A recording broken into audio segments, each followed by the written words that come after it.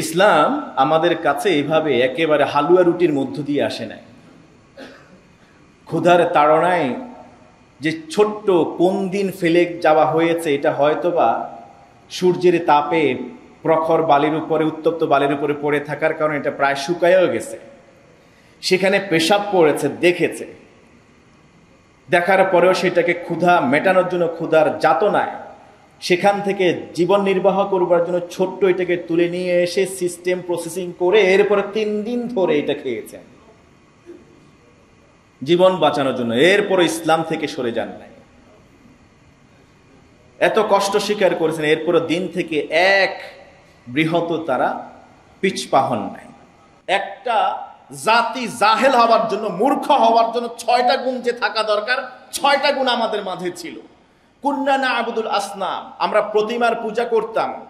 ওয়া না'কুলুল মাইতা, মৃত প্রাণী খাইতাম। ওয়া না'তিল ফাওয়াহিশ, ব্যভিচারের কাজে আমরা লিপ্ত হতাম। নাকতাউল আরহাম, আত্মীয়তার সম্পর্ক ছিন্ন করতাম। নুসিউল জিওয়ার, প্রতিবেশীর সাথে অসৌজন্যমূলক আচরণ করতাম, তাদেরকে কষ্ট দিতাম। ওয়া ইয়াকুলুল কাবিয়্যু মিন্নাদ দাঈফ, আমাদের মাঝে যারা শক্তিশালী ক্ষমতাধর তারা দুর্বলদের সম্পদ গসব করত। এই 6টা গুণ আমাদের মাঝে ছিল। তিনি আমাদেরকে ডাকলেন আল্লাহর পথে। কেন? লিনওয়াহিদাহু, 360 যে মূর্তি আছে এগুলাকে বাদ দিয়ে এক আল্লাহর তাওহীদের দিকে আমাদেরকে ডাকলেন। ওয়া না'বুদাহু, আমরা যেন কেবলই আল্লাহর গোলামি করি, তাই তিনি আমাদেরকে বললেন ওয়া নাখলা মা কুন্না না'বুদু নাহনু ওয়া আবাউনা মিন দুনিহি মিনাল হিজারাতি ওয়াল আওসান। তিনি আমাদেরকে বললেন আমরা যে পাথরগুলাকে তৈরি করে মূর্তিতে রূপান্তরিত করি, এই সব পাথরের তৈরি মূর্তিকে যেন ছুঁড়ে ফেলে দেই, এগুলির জন্য ইবাদত না করি, আমরা যেন কেবলই আমাদের রব এক আল্লাহর ইবাদত করি। ওয়া আমারানা বিসিদকিল হাদিস, আমরা মিথ্যা কথা বলতাম, তিনি আমাদেরকে বললেন সত্য কথা বলতে হবে। ওয়া আদাইল আমানা, তিনি আমাদেরকে বললেন আমানতের যথাযথ হেফাজত করতে। ওয়াসিলাতির রাহিম, আত্মীয়তার সম্পর্ক বজায় রাখতে তিনি আমাদেরকে নির্দেশ দেন। ওয়া হুসনিল জাওয়ার, যেখানে প্রতিবেশীকে আমাদের কষ্ট দেয়া এটা গৌরবের বিষয় ছিল, তিনি আমাদেরকে নিষেধ করলেন প্রতিবেশীকে কষ্ট দেয়া যাবে না। ওয়াল কাফি আনিল মাহারিমি ওয়াদ দাম, তিনি আমাদেরকে বাধা দিলেন হারাম বস্তু গ্রহণ করা থেকে এবং রক্তারক্তি করতে তিনি আমাদেরকে বাধা দিলেন। ওয়া নাহানা আনিল ফাওয়াহিশ, তিনি আমাদেরকে ব্যভিচার, ফাহিশা কাজ থেকে, মন্দ কাজ থেকে বিরত থাকতে নিষেধ করলেন। ওয়া কাউলিজ জুর, কারো বিরুদ্ধে মিথ্যা সাক্ষী দিতে তিনি আমাদেরকে নিষেধ করলেন। ওয়া আকলি মালিল ইয়াতীম, এতিমের সম্পদ অন্যায়ভাবে ভক্ষণ করতে তিনি আমাদেরকে বাধা দিলেন। ওয়া কাসফিল মুহসানা, আর সতী সাধবী পুণ্যবতী চরিত্রওয়ালা নারীদের বিরুদ্ধে কুৎসা রটাতে তিনি আমাদেরকে বাধা দিলেন, নিষেধ করলেন। যুগে যুগে আল্লাহ তাআলা যত নবী রাসূল পাঠিয়েছেন তাদেরকে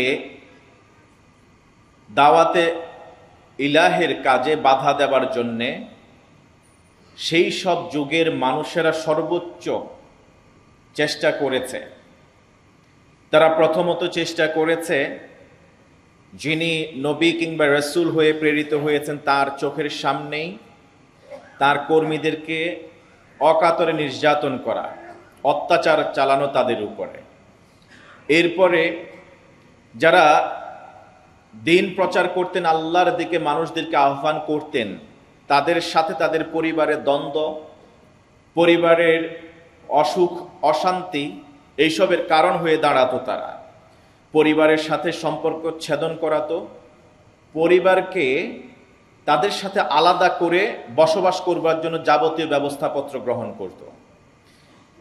সর্বশেষ সব দিক যখন ব্লক হয়ে যেত, কোনোভাবেই যখন নবী রাসূলদেরকে তাদের দাওয়াতে কাজ থেকে বিরত রাখতে পারতো না, ব্যর্থ হতো, তখন তারা নবী রাসূলদের উপরে আক্রমণ চালাইতো। ইহুদিরা তাদের হাজার হাজার নবী রাসূলকে তারা হত্যা করেছে। ইতিহাস থেকে জানা যায় যখন নবী মুহাম্মদুর রাসূলুল্লাহ সাল্লাল্লাহু আলাইহি ওয়াসাল্লামের দাওয়াতি কাজে তারা বাধা দেওয়ার জন্য তার চোখের সামনে তার কর্মীদেরকে অকাতরে নির্যাতন চালালো, কর্মীরাও পিছু হটে নাই।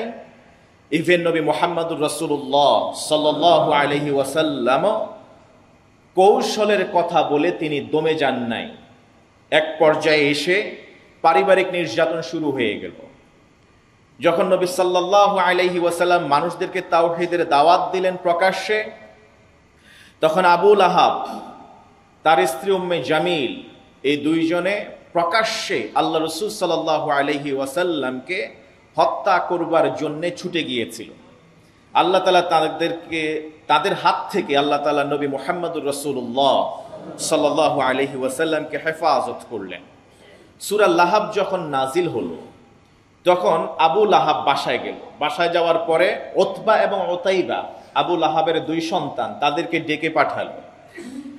তারা এমন সন্তান যাদের ইতোমধ্যেই কিছুদিন আগেই নবী মুহাম্মদুর রাসূলুল্লাহ সাল্লাল্লাহু আলাইহি ওয়াসাল্লামের দুই কলিজার টুকরা কন্যা সন্তান রুকাইয়া উম্মে কুলসুম, তাদের সাথে বাগদান শেষ হয়েছিল, অর্থাৎ তারা বৈবাহিক সূত্রে আবদ্ধ হয়েছিল, কিন্তু এখনো বাসর হয় নাই।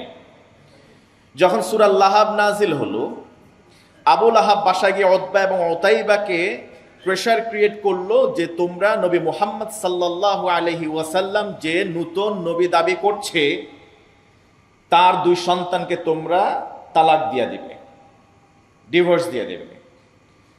সবচেয়ে জঘন্যতম পাপী ছিল উতবা এবং উতাইবার মধ্যে উতবা বিশ্বনবী সাল্লাল্লাহু আলাইহি ওয়াসাল্লামের সামনে এসে সম্পূর্ণভাবে তার কন্যা সন্তান রুকাইয়াকে তালাক দিয়েছেন বলে সে ঘোষণা করলো এবং আল্লাহ রাসূল সাল্লাল্লাহু আলাইহি ওয়াসাল্লামের উপরে থুথু নিক্ষেপ করলো। নাউযুবিল্লাহি মিন যালিক।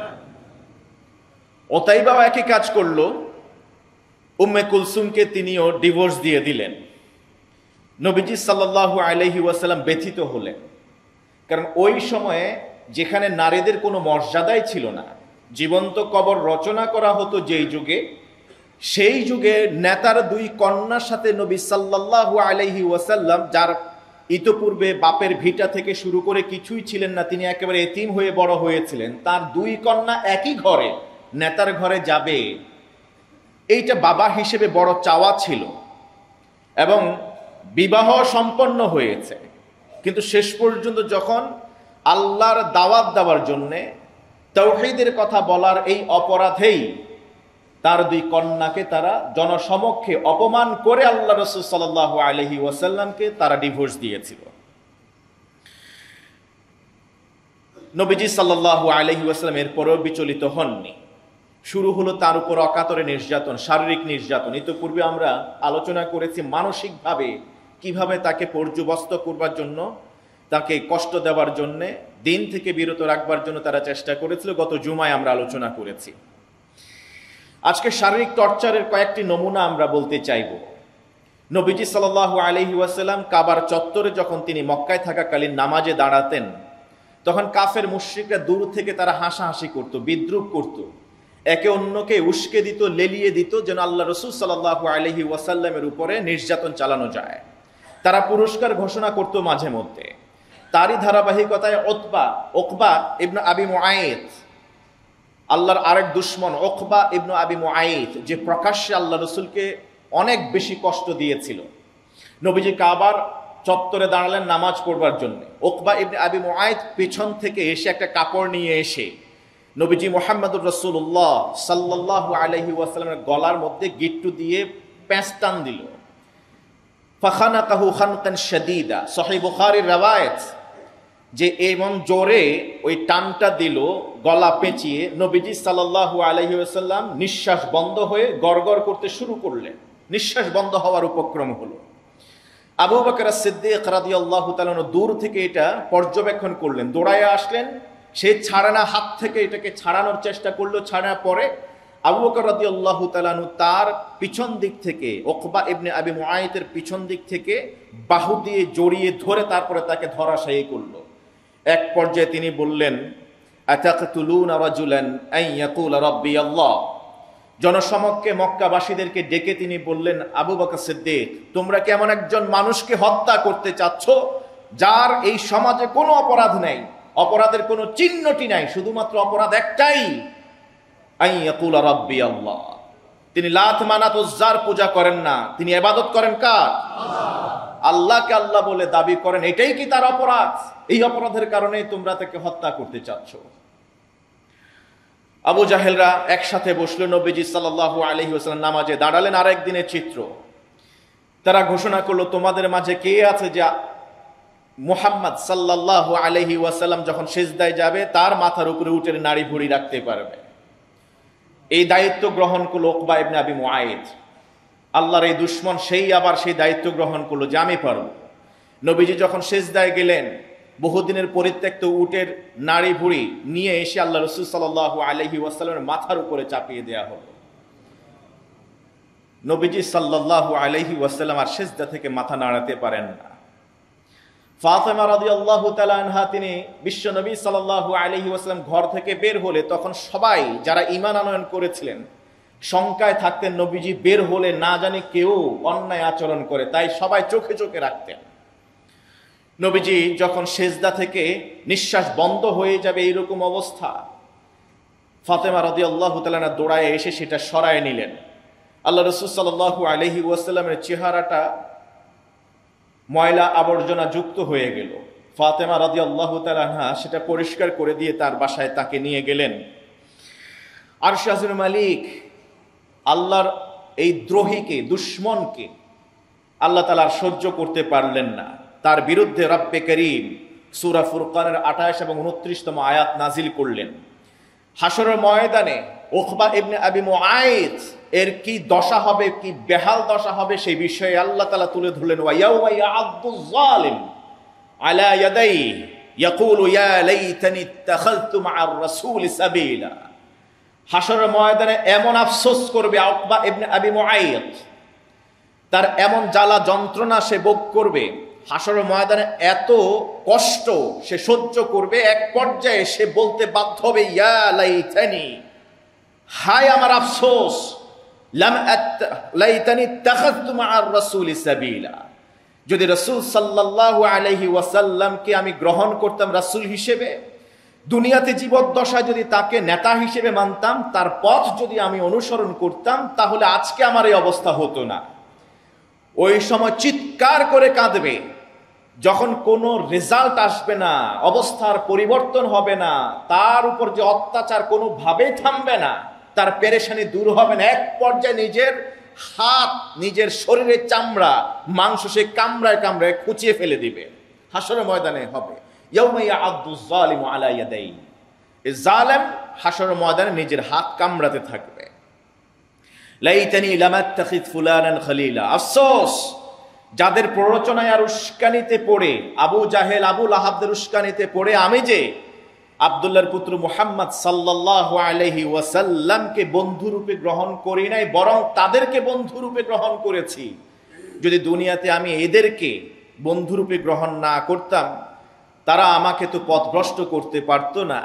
তাদেরকে বন্ধু হিসেবে গ্রহণ করার কারণেই তো লাকাদ আদাল্লানি আনি যিকরি বা'দা ইয জাআনি, সত্য দিন আসার পরেও, মুআজিজা চোখে দেখার পরেও, আল্লাহ তাআলা বিশ্ব নবীকে যাবতীয় নিয়ামত দিয়েছেন এটা দেখার পরেও আমরা সত্য দিন থেকে সরে গিয়েছি।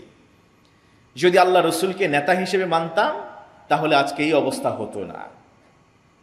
নবীজি সাল্লাল্লাহু আলাইহি ওয়াসাল্লামের কোনো অভিযোগ ছিল না, আল্লাহর দরবারে কোনো অনুযোগও পেশ করতেন না। রাসূলুল্লাহ সাল্লাল্লাহু আলাইহি ওয়াসাল্লাম নিজের উপরে যত অত্যাচার নির্যাতন আসছে, কখনো তার কওমের বিরুদ্ধে, দুশমনের বিরুদ্ধে কখনো তিনি বদদোয়া করেন নাই। তায়েফ থেকে যখন তিনি ফিরে আসলেন অত্যাচারিত হয়ে, রক্তিম হয়ে, শরীর যখন রক্তিম হয়ে গেল, মাইলের পর মাইল তিনি দৌড়িয়েছেন। পাগল বলে তাকে লেলিয়ে দেয়া হলো কিশোর আর পাগলদেরকে। তারা পাথরে নিক্ষেপ করতে করতে আল্লাহ রাসূলকে প্রায় 3 কিলোমিটার রাস্তা পর্যন্ত ধাওয়া করেছে। নবীজি পড়ে যেতেন এবং দৌড়াতে গিয়ে তার পায়ের জুতার সাথে রক্ত মিশে পায়ের পাতার সাথে এক পর্যায়ে পা পিছলে তিনি পড়ে যেতেন। পাথরের উপরে আঘাত খেয়ে মাথায় তিনি বেহুশ হয়ে যেতেন। হুঁশ ফিরে পেলে আবার এভাবে পাথর নিক্ষেপ করা হতো। এভাবে করে 3 কিলোমিটারের বেশি রাস্তা তিনি দৌড়ানোর পরে যখন আজকে জিবরিল আমিন তিনি আসমানের দিকে যখন মাথা উত্তোলন করলেন, তাকায় দেখলেন জিবরিল আলাইহিস সালাতু ওয়াস সালাম এসে হাজির। আল্লাহ রসুলকে তিনি সালাম দিলেন। সহিহ বুখারী এবং মুসলিমের রওয়ায়াত, নবীজি সাল্লাল্লাহু আলাইহি ওয়াসাল্লামকে জিবরিল বললেন, ইয়া রাসূলুল্লাহ, তায়েফবাসী আপনার সাথে কি আচরণ করেছে? তারা আপনাকে কি নির্যাতন করেছে, কিভাবে কষ্ট দিয়েছেন, আল্লাহ তাআলা জানেন। আল্লাহ সুবহানাহু ওয়া তাআলা আপনার পারমিশন চান।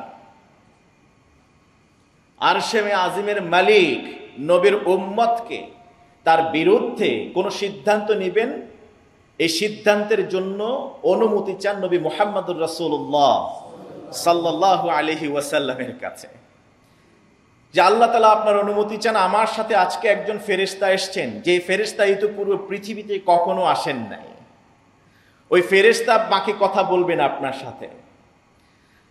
সেই পর্বত রাজির ফেরেশতা তখন আল্লাহ রাসূলকে সালাম দিলেন, নবীজির কাছে শুধু জানতে চাইলেন, ইয়া মুহাম্মদ সাল্লাল্লাহু আলাইহি ওয়াসাল্লাম, ইন শি'তা আন আতবিকা আলাইহিমিল আখশাবি, আপনি যদি চান এই যে দুইটা পাহাড় আছে, এই পাহাড় দুটা থেকে আমি উপরে তুলব, কারণ আমি পাহাড়ের দায়িত্বপ্রাপ্ত ফেরেশতা, আমি যা বলবো সেটাই হবে। আমি যদি বলি পাহাড় দুটা উপরে শূন্যে ঝুলতে থাকো, তাই ঝুলবে। এরপর আমি যদি বলি যে অমুক জনপদে গিয়ে পড়ো, সেখানে গিয়ে পড়বে। আপনি শুধু অনুমতি দেন, আমি এই দুইটা পাহাড়কে নির্দেশ দেই যে তায়েববাসী আপনার সাথে এই দুরাচরণ করেছে, আপনাকে শারীরিক মানসিকভাবে কষ্ট দিয়েছে, আমি তাদেরকে মাটির সাথে মিশিয়ে দেই। নবীজি সাল্লাল্লাহু আলাইহি ওয়াসাল্লাম বললেন, বাল আরজু আন ইউখরিজাল্লাহু মিন আসলাবিহিম মান ইয়াবুদুল্লাহ ওয়াহদাহু লা ইউশরিকু বিহি শাইআ।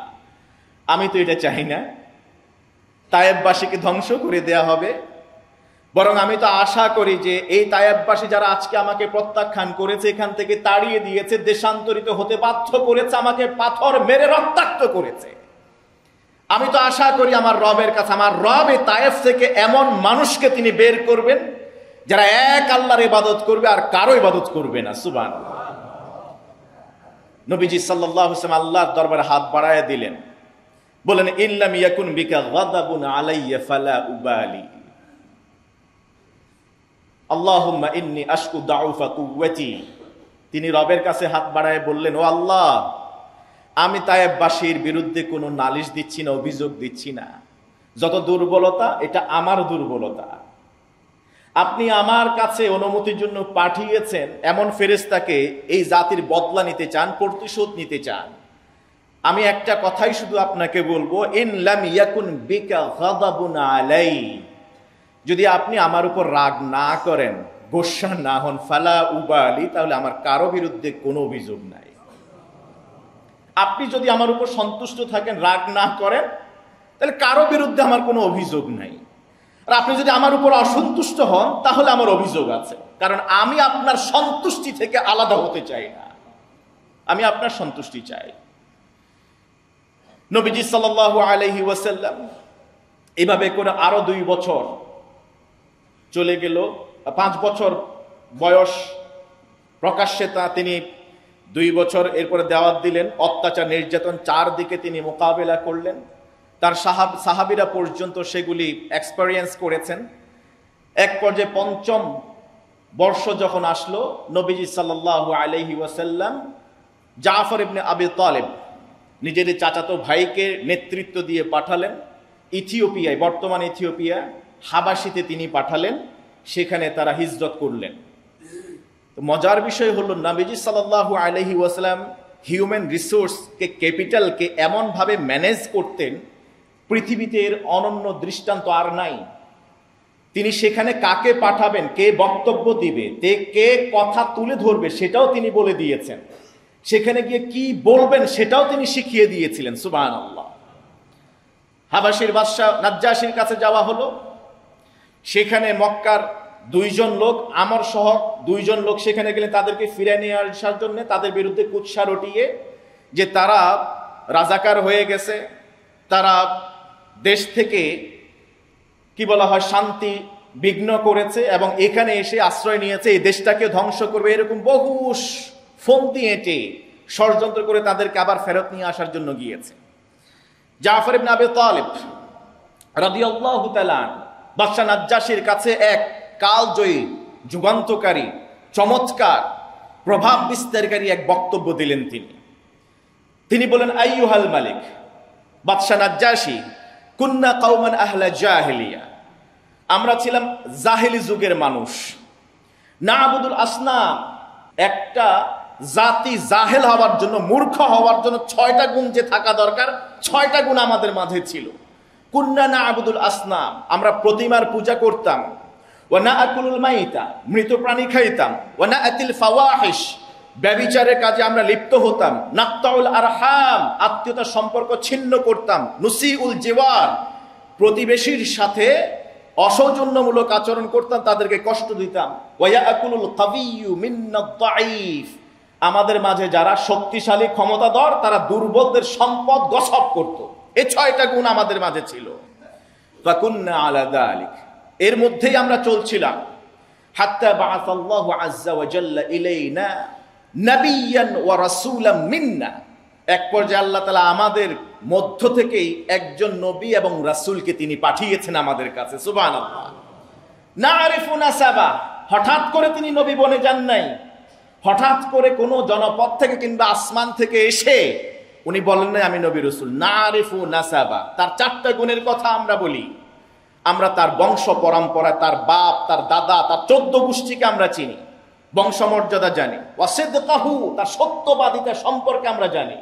ওয়া আমানাতাহু, তার বিশ্বস্ততা সম্পর্কেও জানি। ওয়া আফাফা, তিনি যে পুত পবিত্র, তার জীবন যে ফুলের মতো, তার চরিত্র, এটা আমরা সবাই জানতাম, আগে থেকেই আমরা জানতাম।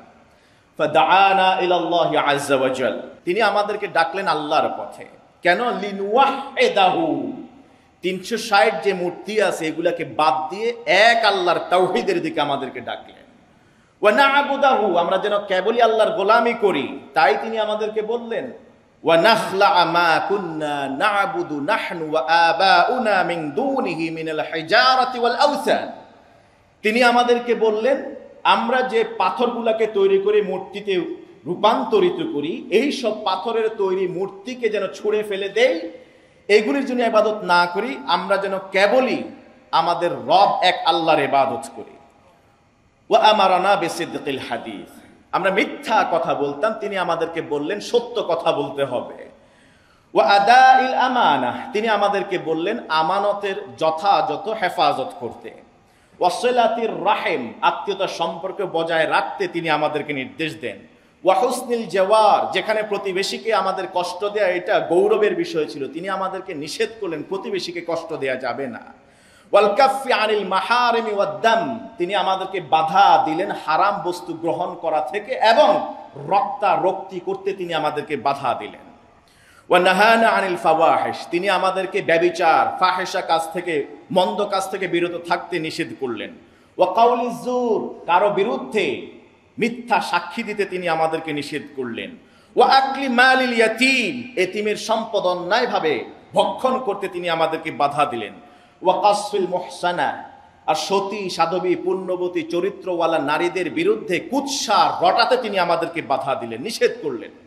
তিনি আমাদেরকে আদেশ করলেন ওয়া আমারানা আন না'বুদাল্লাহা লা নুশরিকা বিহি শাইআ, তিনি আমাদেরকে বললেন আমরা যেন এক আল্লাহর ইবাদত করি, ওই ইবাদতে যেন কোনো শরীক না করি। ওয়া আমারানা বিস সালাতি ওয়াজ যাকাতি ওয়াস সিয়ামি ওয়াল হজ্জি মান ইসতাতা ইলাইহি সাবিলা, তিনি আমাদেরকে আরো নির্দেশ করলেন আমরা যেন নামাজ পড়ি, আমরা যেন যাকাত দেই, আমরা যেন সিয়াম সাধনা করি এবং হজ সম্পাদন করি, যাদের সামর্থ্য আছে তারা যেন এই কাজগুলি আমরা করি।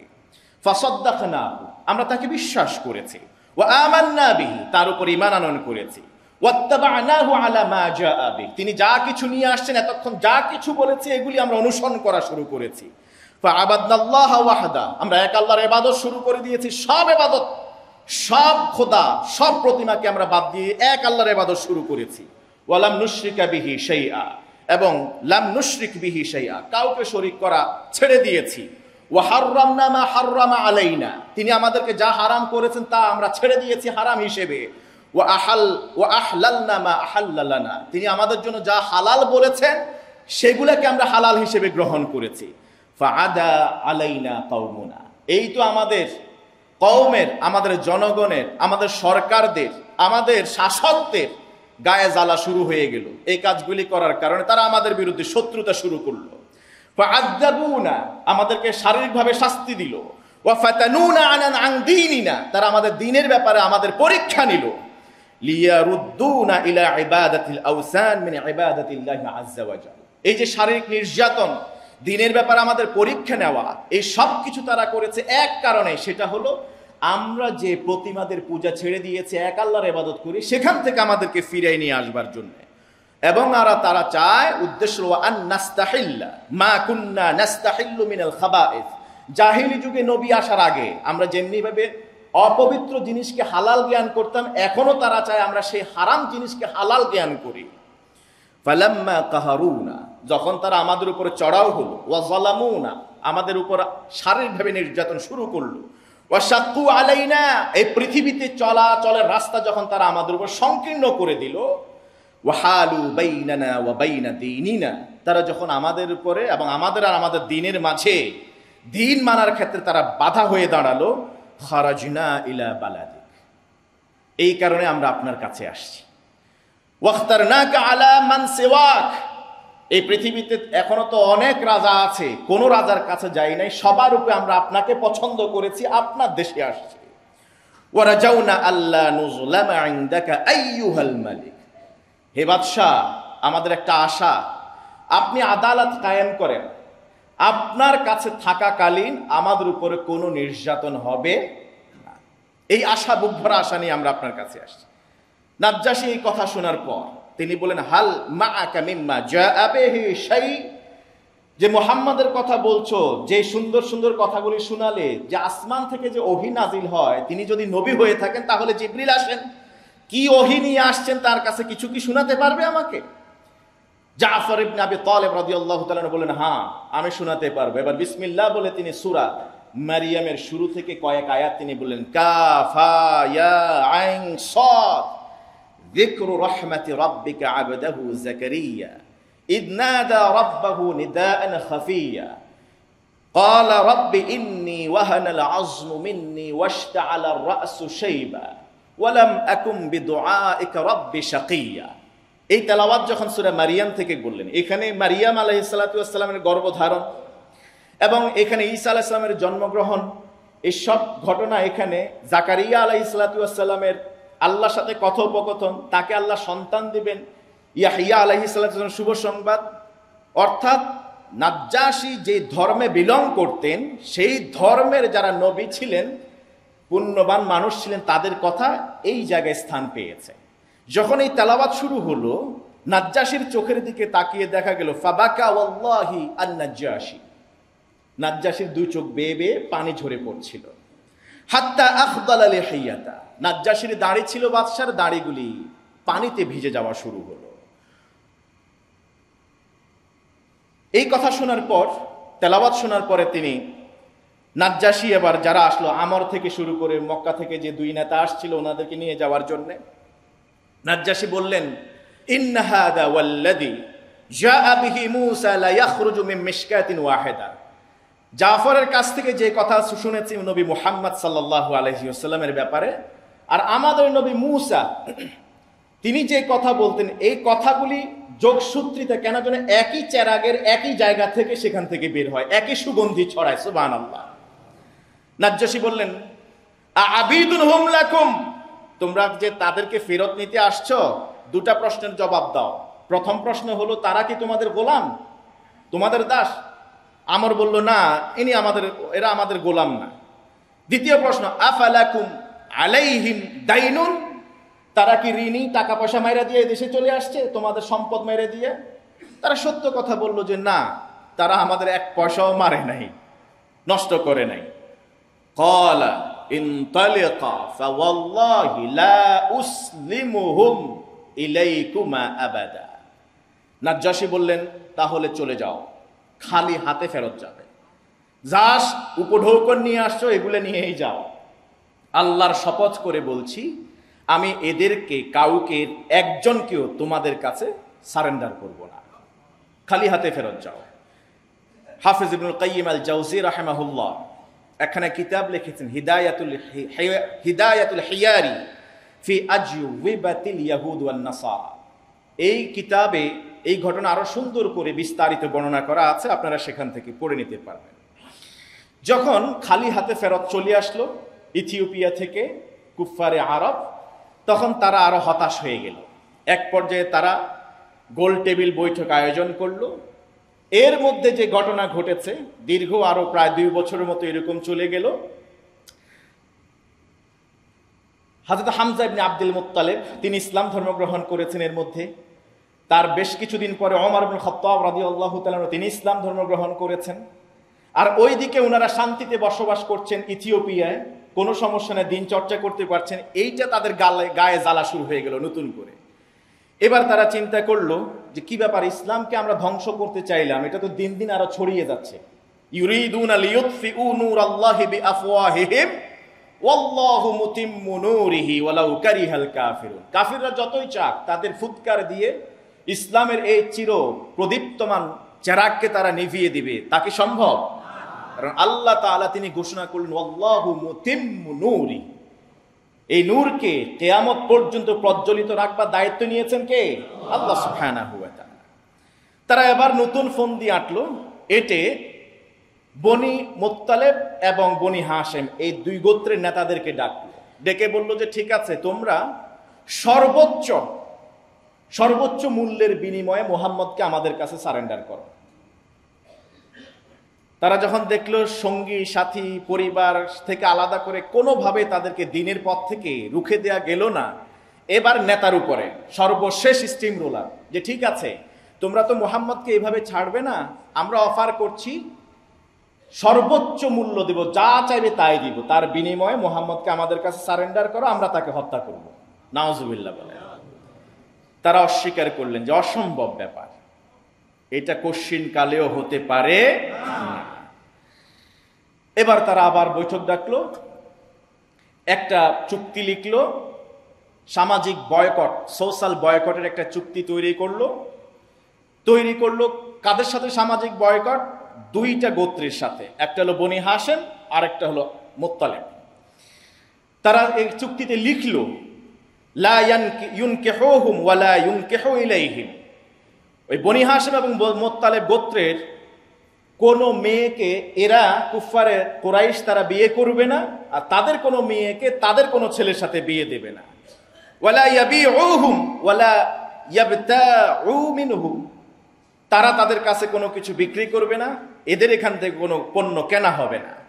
ওয়ালা ইয়াকবালু সুলহান, কোনো সন্ধি সমঝোতাও তারা মেনে নিবে না। ওয়ালা রাআফাতান, কোনো দয়া উদ্রেক হলেও সেটা দেখানো যাবে না। হাত্তা ইউসলিমু রাসূলুল্লাহ, যতক্ষণ না তারা নবী মুহাম্মদ সাল্লাল্লাহু আলাইহি ওয়াসাল্লামকে তাদের কাছে সারেন্ডার না করে।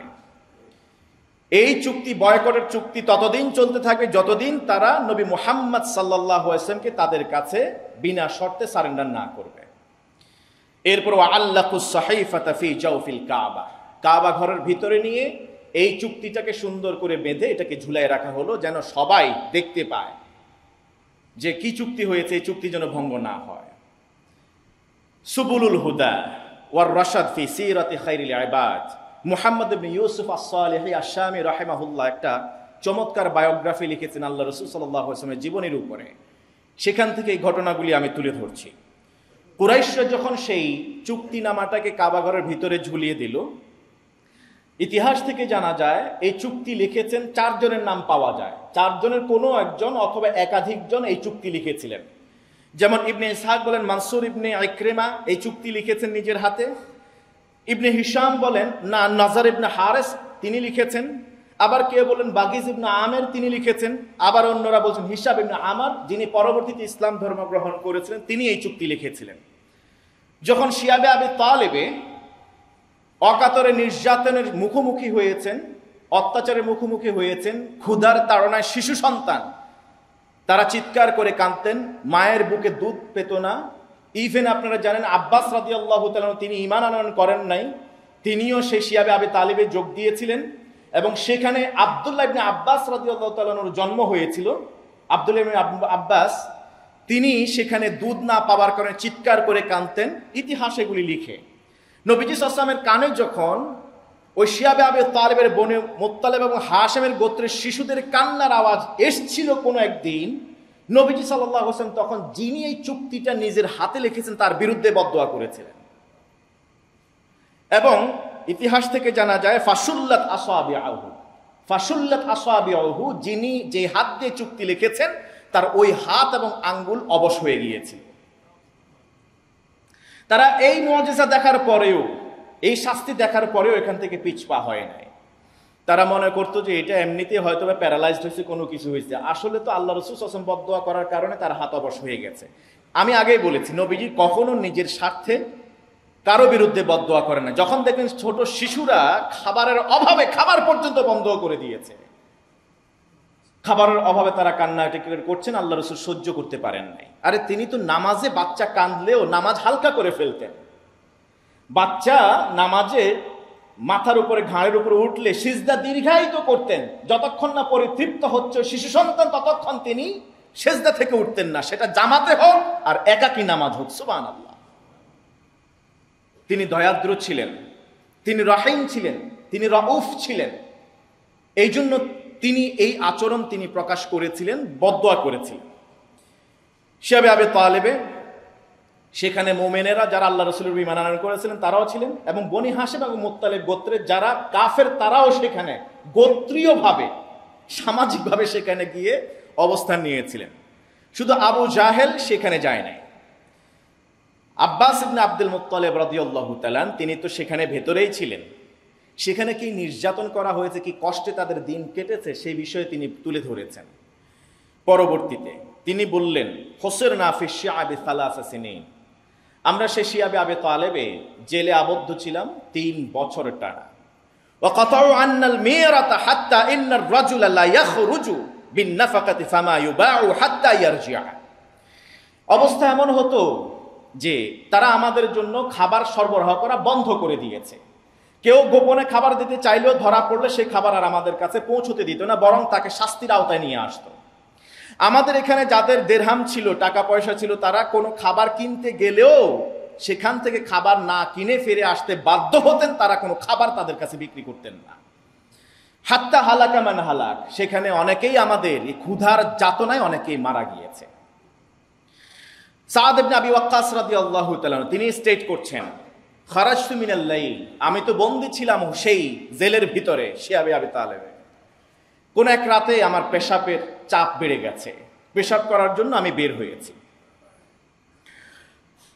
ওয়া ইদান আনা আসমাউ বিকাআতি শাইইন তাহতা বাউলি, আমি যখন পেশাব করতে বসছি শুরু করে দিয়েছে পেশাব করা।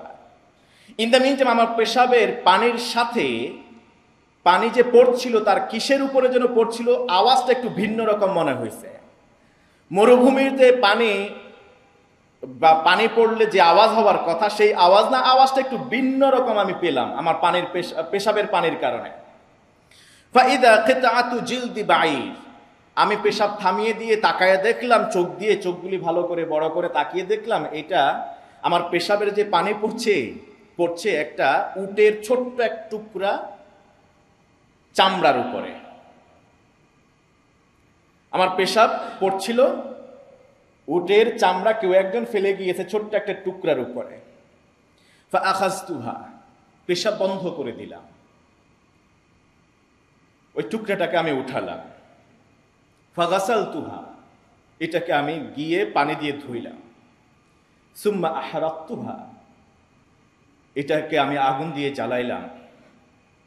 ফাওয়াদাতুহা বাইনা হাজারাইন, 2টা পাথরের উপরে এটাকে আমি ভালো করে টেনে বিছাইয়ে দিলাম। সুম্মা ইস্তাফাফতুহা, এরপরে এটার উপরে যে লোম টোম ছিল, পশম ছিল, সেগুলোকে আমি সুন্দর করে পরিষ্কার করলাম। ওয়া শারিবতু আলাইহা মিনাল মা, এবং সেখানে আমি পানি ঢাললাম, এটাকে সুন্দর করে পরিষ্কার করলাম। ফাকাবিতু আলাইহা সালাসা, ওই ছোট্ট টুকরাটাকে একটু একটু করে 3 দিন ধরে খেয়েছি, আর 3 দিন ধরে আমি আমার পেটের যোগান হিসেবে এটাকে ব্যবহার করেছি।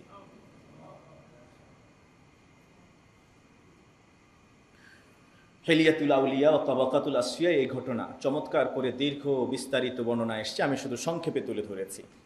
যে গ্রন্থটি লিখেছেন হাফেজ আবু নুআইম আল আসবাহানি রাহিমাহুল্লাহ। ইসলাম এভাবে আসে নাই। ইসলাম আমাদের কাছে এভাবে একেবারে হালুয়া রুটির মধ্য দিয়ে আসে নাই। ক্ষুধার তাড়নায় যে ছোট্ট কোন দিন ফেলে যাওয়া হয়েছে, এটা হয়তোবা সূর্যের তাপে প্রখর বালির উপরে, উত্তপ্ত বালির উপরে পড়ে থাকার কারণে এটা প্রায় শুকায়ও গেছে। সেখানে পেশাব পড়েছে, দেখেছে, দেখার পরেও সেটাকে ক্ষুধা মেটানোর জন্য ক্ষুধার যাতনায় সেখান থেকে জীবন নির্বাহ করবার জন্য ছোট্ট এটাকে তুলে নিয়ে এসে সিস্টেম প্রসেসিং করে এরপরে 3 দিন ধরে এটা খেয়েছেন জীবন বাঁচানোর জন্য, এরপরে ইসলাম থেকে সরে যান নাই। এত কষ্ট স্বীকার করেছেন, এরপরে দিন থেকে এক বৃহৎ তারা পিছপা হন নাই। রব বলছেন আহাসিবান নাসু আন ইউতরাকু আন ইয়াকুলু আমান্না ওয়া হুম লা ইফতানুন, সূরা আনকাবুতের 2য় আয়াত। আহাসিবান নাস, মানুষেরা কি এটা মনে করে আন ইউতরাকু, তাদেরকে আল্লাহ ছেড়ে দিবেন, আন ইয়াকুলু আমান্না, তারা শুধু মুখে বলবে আমরা ঈমান আনয়ন করেছি, আমরা ঈমানদার, এটা বললেই আল্লাহ ছেড়ে দিবেন। ওয়া হুম লা ইফতানুন, শিয়াবে আবি তালেবে সেখানে যে নির্যাতনের মুখোমুখি হয়েছে, জেলে আবদ্ধ হয়েছে, টর্চারের মুখোমুখি হয়েছে, জুলুমের শিকার হয়েছে, এইরকম পরীক্ষা ছাড়া তারা এমনিতে পার পেয়ে জান্নাতে চলে যাবে, শুধু বলবে আমি ঈমানদার। মহান রব বলছে সূরা আলে ইমরান 142তম আয়াত, আম হাসিবিতুম আন তাদখুলুল জান্নাহ, তোমরা কি ভেবে নিয়েছো যে তোমরা জান্নাতে চলে যাবে? ওয়ালাম্মা ইয়ালামিল্লাহুল্লাযীনা জাহাদু মিনকুম ওয়া ইয়ালামাস সাবিরিন, আল্লাহ কি পরীক্ষা করবেন না তোমরা ভেবে নিয়েছো? তোমাদেরকে পরীক্ষা করবেন না তোমাদের মধ্যে কে মুজাহিদ, তোমাদের মধ্যে কে ধৈর্যশীল, কে আল্লাহর রাস্তায় সর্বোচ্চ প্রাণান্তকরণে চেষ্টা করে দিন ইসলামকে বিজয়ী করবার জন্য। আর তোমাদের মাঝে এই অত্যাচার নির্যাতন আসলে দিন প্রচার করতে কে সর্বোচ্চ ত্যাগ স্বীকার করতে পারে, এই পরীক্ষা নেওয়া ছাড়াই তোমরা কি ধরে নিছো তোমরা জান্নাতে চলে যাবা? আমাদের সমাজে এক শ্রেণীর মানুষ আছে যারা শুধু হালুয়া রুটি খায়া খায়া দিন দিন পেট মোটা করতে করতে অবস্থা এক হয়, একেবারে মহিষের মতো শরীর দেহ বানাইয়া এরপরে আস্তে আস্তে চিন্তা করে বাহ মাশাআল্লাহ আমি তো জান্নাতে যাব। দুনিয়াতে জান্নাতে মনে হয় যেন জান্নাতের বাপের কেনা জান্নাত। জীবনে কোনোদিন কোনো অত্যাচার আসলো না, নির্যাতনের মুখোমুখি হলো না, একটা মামলা ওখানে একটা হামলা হলো, তার উপর কোনো পাথরের আঘাত আসলো না, কোনো পরীক্ষা আসলো না, খালি নেয়ামত আর নেয়ামত। খালি ঘর থেকে বাইর হলে পকেট ভর্তি টাকা, খুলো হাদিয়া আর হাদিয়া, হাদিয়া আর হাদিয়া, এরকম আছে কিনা নাই? এরা নাকি জান্নাতে চলে যাবে এবং যাওয়ার সময় পরকালে আরো কয়েক লাখের নিয়ে নাকি জান্নাতে নিয়ে চলে যাবে, নিজেরা গ্যারান্টি দিয়ে নেয়। নাউজুবিল্লাহ কইবেন না। যেখানে নবীদের উপায়ন্তর থাকবে না, সব নবী রাসূলরা হয়রান হয়ে যাবে, সবাই নিজেকে নিয়ে ইয়ানাফসি ইয়ানাফসি করতে থাকবে। আর ওই সময় নাকি আমার কোনো একজন হুজুর তিনি নাকি লাখ লাখ মানুষের নিয়ে জান্নাতে চলে যাবেন। ওরে সুবহানাল্লাহ। আমার আল্লাহ বলেন যে তোমরা কি ভাবছো এমনি জান্নাতে চলে যাবা, খালি হালুয়া রুটি আর মিষ্টি খাই আর পান চাবাইয়া চাবাইয়া জান্নাতে চলে যাবা? তোমাদেরকে আল্লাহ, তোমরা মুজাহিদ কিনা, তোমরা ধৈর্যশীল কিনা? আচ্ছা, জিহাদ আর ধৈর্য এই শব্দ দুইটা কেন আসে? আর ঘরে বসে থাকলে এটা কি জিহাদ হবে?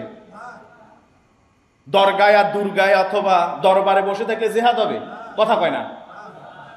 আপনার ঘরে বসে থাকলে জিহাদ হয়? বললেন আল্লাহকে মুজাহিদ, এটা পরীক্ষা ছাড়াই তোমরা জান্নাতে চলে যাবে। আর ধৈর্য, ধৈর্য কখন আসে? ধৈর্যের দরকার কেন? বিপদ আসবে, অত্যাচার আসবে, নির্যাতন আসবে, তারপরে তো ধৈর্যের দরকার। ওই সময় সবার ইখতিয়ার করতে পারো কিনা? নাকি কয়টা টাকার লোভে, শান্তির লোভে, জেল থেকে মুক্তির লোভে মোটামুটি কম্প্রোমাইজ করে ফেলছ? আল্লাহ আমাদেরকে হেফাজত করুন।